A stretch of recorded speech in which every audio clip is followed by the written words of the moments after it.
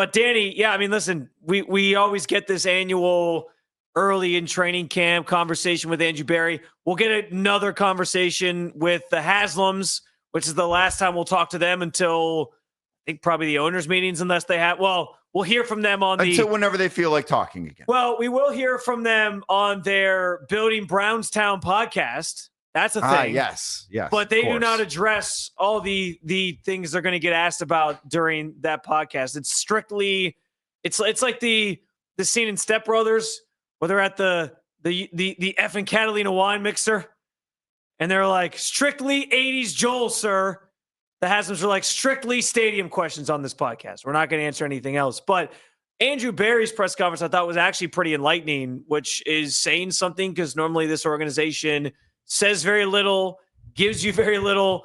And his comments on Quinshon Judkins, I thought were sort of like eyebrow raising in a way, because it's one of those things where it's like, it's not about so much even what he said, it's about what he didn't say. And he was straight up asked, hey, is there a path where you don't sign Judkins? Sort of what we talked about yesterday. Yeah. And he's just like, enter some, I don't even know what happens if you're a drafted player. I guess you just like enter and become a free agent. I mean, I know there's those conversations with somebody was saying Shamar Stewart with Cincinnati. Yeah, which is obviously a different situation because I don't, like, to my knowledge, Shamar Stewart has not done anything wrong the way that Quinshon Judkins has. I don't know what would happen to Quinshon Judkins if he goes unsigned. That's not what my concern lies with, because Quinshon Judkins to me is just a running back, and you can find running backs anywhere. My concern is what happens with the Browns. Like, do they just lose out on that potential second round pick asset as far as that goes? Like, that is the thing that I think fans should be concerned about, because Quinshon Judkins is just a running back. Like, if he doesn't ever play for the Browns, they wasted a second round pick on him, but okay. Well, that's the biggest thing, I think. This is what Barry said about the situation that I thought was pretty telling. Anytime, not just a player, but a member of your organization is involved in a legal situation, and particularly one that, involves allegations of domestic violence, you lose a ton of sleep over it. You lose a ton of sleep over it, not just because of the seriousness of the allegations, but also because of, the amount of time and energy you spend really vetting any person who comes into your organization, the amount of time and resources we spent on the education part of it, with our, not just with our players, but with our whole organization in general. Obviously, the second round was unique this year. Now it's pretty well slotted. Whether there's a formal framework in place, like maybe the technical answer is no, but in terms of where that slot should land, that's pretty straightforward. Yeah, and that was right before he was asked specifically about hey, is there a pathway where you don't sign him? And his response was basically, yeah, we're just taking it day by day. And again, it's the old saying. It's not what he said, it's what he didn't say. Right. He couldn't commit to, no, we think we'll get it resolved at some point. We just need to wait for more information. Or we're going to let the legal process play out and then we'll address, his contract. Like, it was just very ominous, very open-ended, very nebulous of, hey, we're taking it day by day, which could mean anything. I mean, this organization took Deshaun's injury day by day in year one, and that ended up being like a month-long thing. There is no precedent for this, right? I don't know that we've seen a rookie come in, not be signed, training camp start, and the reason that he's not signed was not him not wanting to be there or the team not wanting him there, but, a legal issue that nobody can really say what the outcome's going to be yet, because it does have to go in front of some sort of, judge or jury or whatever it's going to be. Well, and it does seem as if the team wants to wait for all the information. The league wants to wait for all the information, which is the process they should be taking in a matter like this. But it does seem as if the more information that comes out, the worse it's getting for Quinshon Judkins. Yeah. Like with what came out yesterday where about the incident report. This was not, according to his girlfriend, this was not the first incident. Now, I believe she did tell law enforcement that other ones did not rise to this level. Yep. But the fact that this wasn't the first incident, I think complicates this even further. Even if the prior incidents weren't maybe as serious as this, doesn't mean they weren't serious. Yeah. Yeah. That's the big thing is that's part of the reason why I wasn't signed. To Owen's point, normally if there's a guy who isn't signed by the time camp begins, it's one of those things where like, hey, they get it resolved as they get in the building. And then you hear like, the day camp's opening up, like, hey, pen to paper. And you get the little picture they share of all that. First of all, actually, that's actually like when this eventually gets done, assuming it gets done, they're going to tweet that one out. They're going to show Quinshon smiling, signing his contract at that big old desk. I would like to think that they have, I would like to think they have not, they wouldn't be that tone deaf, but look at what this organization's done in the past, right? Like, I mean, they have made moves that I think make everybody cringe in the past 5 years. That's what this franchise has been. It's unfortunate, but it's the truth. There's another part of this conversation that we'll get to here coming up in relation to that specifically, like all the other things that have kind of happened, because Andrew Berry talked about, this keeping him up at night. So we'll get to that in a second, that bit of it. But do you put this on the Browns at all? Is there any part of this where you look at Andrew Berry and say, you screwed this up? Here's where the way I look at it, because I don't blame Andrew Berry for drafting the player in this instance, because everything I do trust in like his vetting process in this instance was sound. Like nobody had a bad thing to say about Quinshon Judkins during the pre-draft process. Nobody had Ole Miss. Nobody had Ohio State. As far as stuff like this goes. Right. There was nothing on his radar. There was no red flags. It's different than like last year. We had heard some things about Mike Hall. Like they drafted him consciously knowing there was a few things off the field that were like, okay, this is a little, unsavory, but this organization has a history of drafting those guys anyway and taking their chances. Well, and I think Mike Hall was available in the third round in part because of those things, right? Like I do think he slipped in the draft partially. Second round, late second round, right? Yeah. I think he was available there partially because of some of the off the field things. For sure. Quinshon Judkins was available where he was available because he plays running back, and those guys don't get drafted in the first round anymore. Yeah. But so I don't blame him for the vetting process, because it wasn't like one team heard, oh, this guy's got like they didn't ignore any signs here. There just wasn't anything. So this kind of came out of nowhere. But where I do, and I brought this up before, where I do have questions about blaming the Browns, blaming Andrew Berry, is like the culture part of this. Because you've now established at this point that like, we don't know everything that goes on behind the scenes of this organization and how they approach these things. I thought Andrew did a pretty good job yesterday of explaining the educational process they put these guys through for the most part. And like they have different speakers come in, and like domestic violence victims come in and like talk about their experience and how it affected their lives and why it's such a terrible thing. Like they try to get that through to these guys. But I also like, this is now 2 straight years where a player you've drafted's had an off the field incident within months of being drafted. Right. We know the Deshaun part of this, like bringing in a guy like that. We know people like Perion Winfrey, where the list goes on and on of players. And I'm not saying you have to build a team totally of Boy Scouts, right? Like I get it. It's the NFL. It's professional sports. It's not possible. Talent always wins out. There's always going to be people that you bring in that do things that are unsavory and that you're not, that you don't want your organization to be affiliated with. Speeding tickets. Yeah. I mean, come on. Speeding tickets, right? I get that.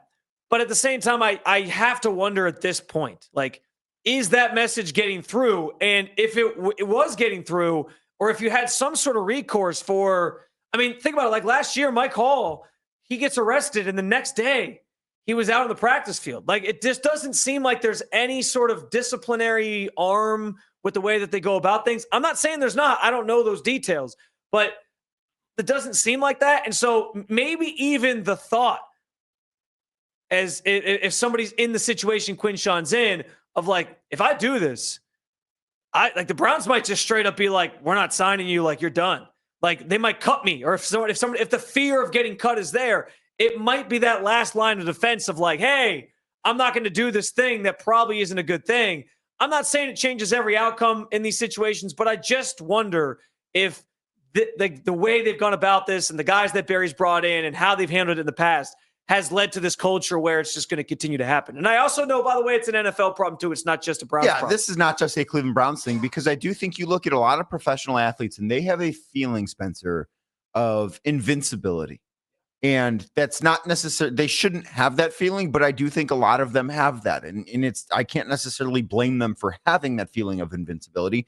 But when you're in your 20s, when you have money, you kind of feel like, okay, well, nothing can go wrong for me. Like I have everything figured out. It's all going to work out in the end, because for the most part throughout their lives, it has worked out for them, right? Like they've made it to the NFL. They've become a professional athlete. They have defied the odds in so many ways. They think when these things happen, oh, I won't get in trouble. I'll be okay. Like it will work out one way or another. And for Quinshon, maybe it will, because we have seen how many guys that have had incidents like this. And I'm not saying this is the way it should work, but this is the way it has worked, where Quinshon has this incident. He will probably be suspended by the NFL for some period of time. And then he's going to be able to go and play football, because that's how the NFL works, because he's good at football. I'm like, that is not the way that I believe these things should work, to be clear here, but that is historically how they have worked. And I do think that gives guys, to some extent, that feeling of invincibility. It's like, it'll be a slap on the wrist, but I'll be okay. Yeah, we had a really good conversation, Earl and I, over last weekend with Cecil Shorts, former NFL wideout, obviously. And he talked about that invincibility thing. Like, it doesn't matter what, and he even said, like, I think he was a 4th round pick. He was like, I was a 4th round pick, and I kind of got to that at some, like, I had to really, like, I had to think about those things. Like, everyone sort of gets that feeling, and it's just not true. Like, you're there's more of a target on your back, and getting that message through to these guys, I think has kind of been lost at times for the Browns, which is why we are where we are. Now, I'll say this. I don't think this ultimately ends with them not signing Quinshon Judkins. I think it will find a way to come to a head. I am expecting he gets suspended, some level of suspension. I would be very surprised if he's not suspended. Generally, the NFL's first-time offense one is 6 games, but Mike Hall only got 5 last year, so maybe it's different. We'll see. So I am leaning into the fact that even though Andrew Berry, was very ominous about with his comments with it, I'm going to assume that the legal process will play out whenever it plays out. That's the other thing. It didn't seem like they were and I know some of this is just how the Browns go about these things, but they seemed very vague on like how long it's going to take to get him back in the building. Like they were like, yeah, he's away.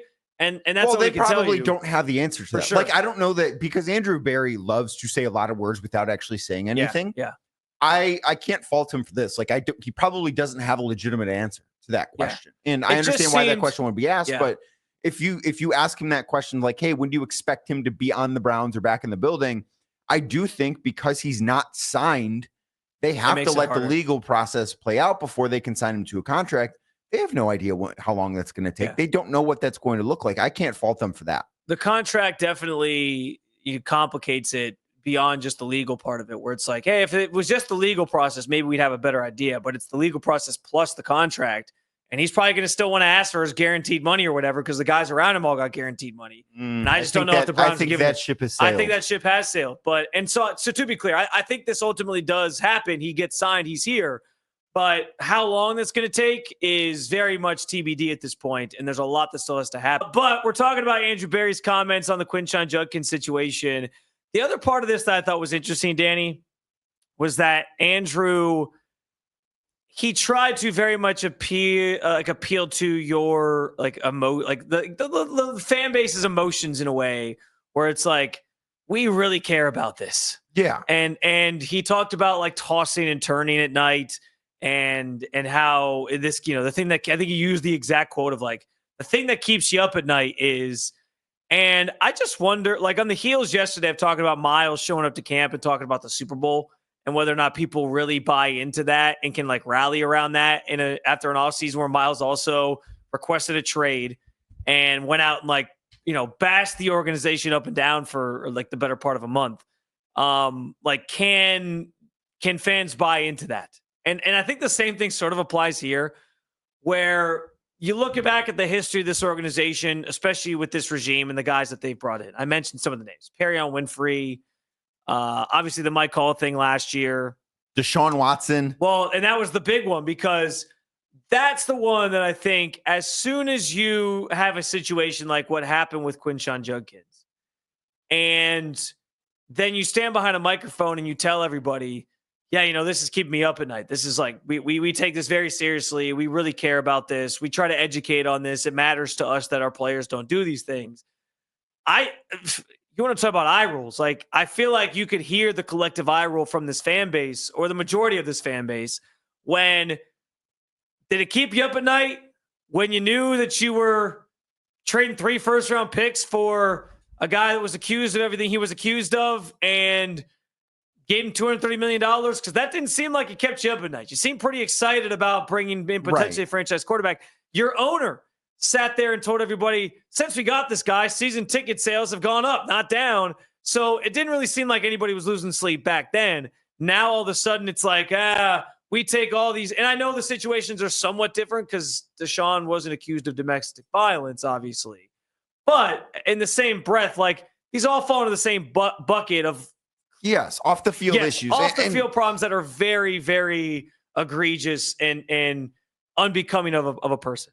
It's one of those things that Barry says, and I understand why he says it, because I do think that this is a way to sympathize with the fan base, right? Like, you want the fan base to feel as if this is something that the Browns do care about, that they do take seriously. And I'm not saying that they don't care about this or that they don't take it seriously, because I do think they do care about this. And I think Andrew does actually care about these things.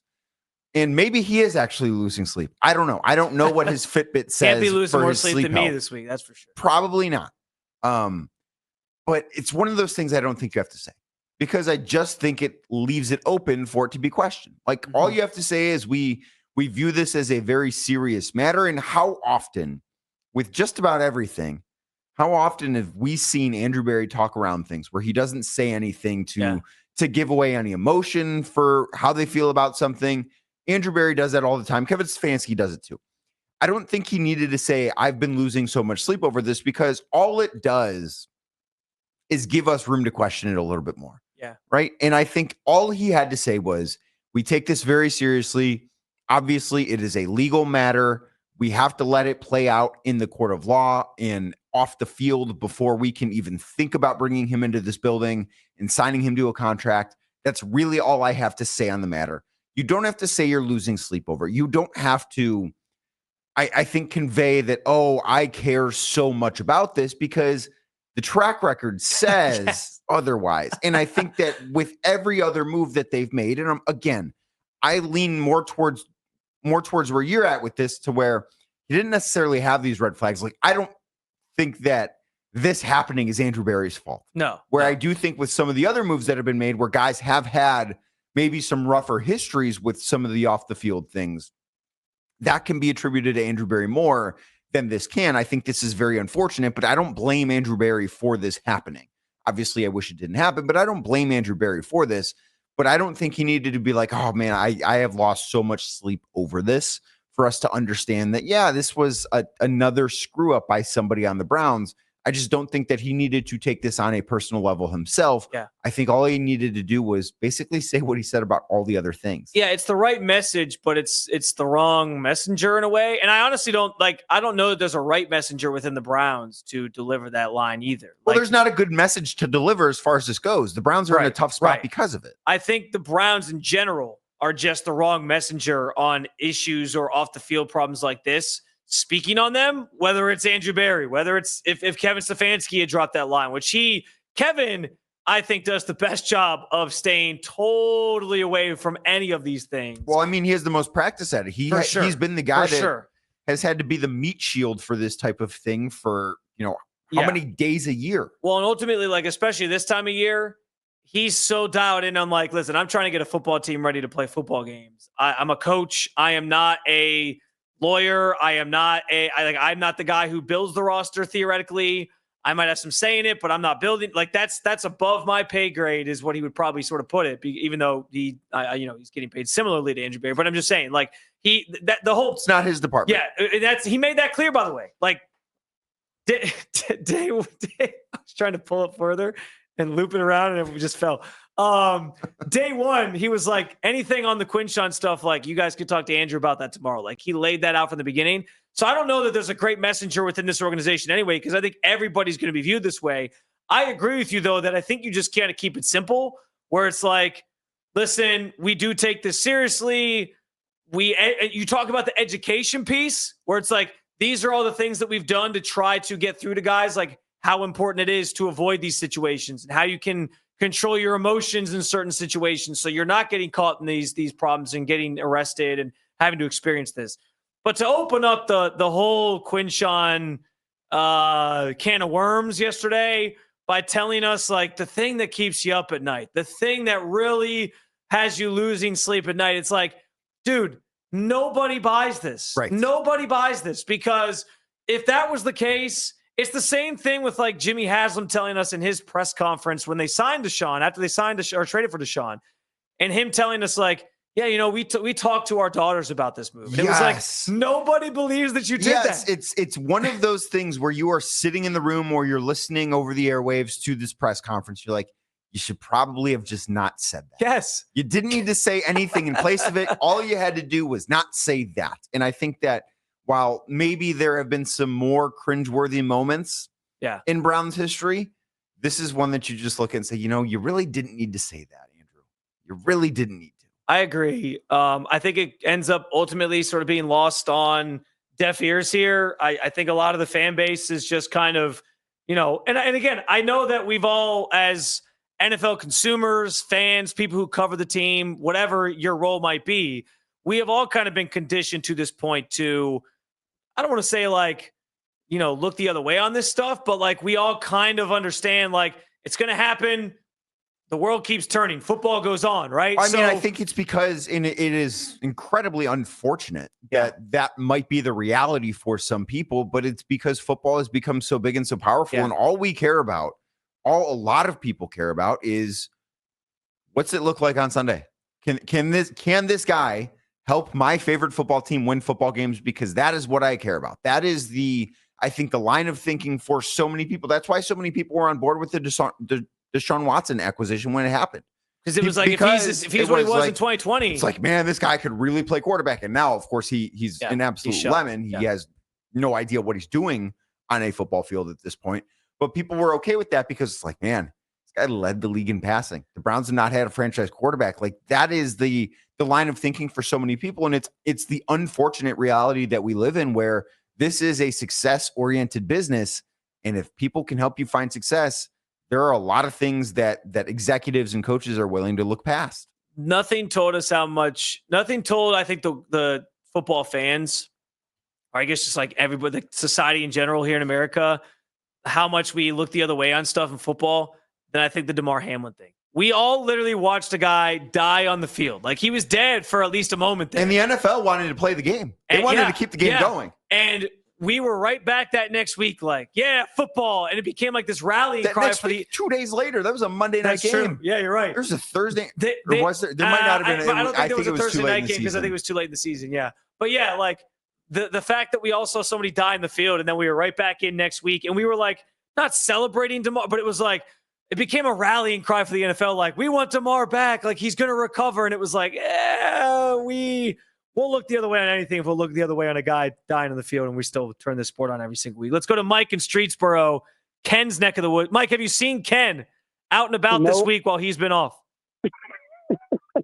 No. But, I mean, guys, you realize with this whole Quinshon thing, if we have another bad season, they are both Gary and Stefanski are bye-bye. They are not coming back. And if he's losing sleep over this, you know that's a laugher. Come on. Yeah. I mean, that's kind of the point. I think that Danny and I, and we appreciate the call, Mike, are both. I mean, I don't know that those guys are necessarily on the hottest of seats right now, because I do think it's sort of understood that this is not going to be a great season, as we talked about yesterday with Myles Garrett's Super Bowl expectations, which are just not realistic. Yeah. I think everybody understands what this season is. And I do think if they were going to be let go because of a lack of success, it probably would have happened after last year. I think if you are expecting this Browns team to be very good, you have the wrong expectations. And I think that goes from ownership all the way down to fans. Yeah, I agree with you on that. I think Jimmy Haslam sort of set the record straight on. Not to say Mike doesn't have a point. Like, in a perfect world, yeah, like everything that's transpired, the Quinshon stuff now, Like these are all things that would put a guy on the hot seat normally. But I think Jimmy Haslam kind of told you, hey, we're going to give these guys some time to figure this thing out and dig us out of this sort of hole that we're in terms of our roster and where we're at in terms of our record and how good of a team we are.